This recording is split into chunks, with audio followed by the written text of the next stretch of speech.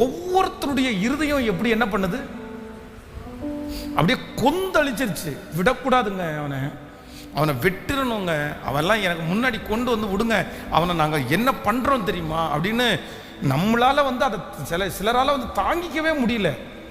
அந்த எரிச்சல், அவனை என்னாவது ஒன்று பண்ணணும், அவனுக்கு ஒரு தண்டனை கிடைச்சிருச்சுன்னு நினைச்ச உடனே தான் சிலருக்கு அப்படியே அப்பாடா அப்படின்ற ஆசுவாசம் மாதிரி. ஆனால் ஒன்று ஆண்டவருடைய பிள்ளைகளே, நம்ம ஜெபம் பண்ணணும். கர்த்தர் யுத்தம் பண்ணுவார், கர்த்தர் கலைகளை பிடுங்குவார், கர்த்தர் அந்த மனிதர்களை மாற்றுவார், ஆண்டவர் அவர்களை தொடுவார், ஆண்டவர் அவர்களை தண்டிப்பாரை தவிர நம்ம அந்த மாதிரி விஷயத்திற்கு போகிறது நல்லது சொல்லுங்க எல்லாருமே, நல்லதே அல்ல.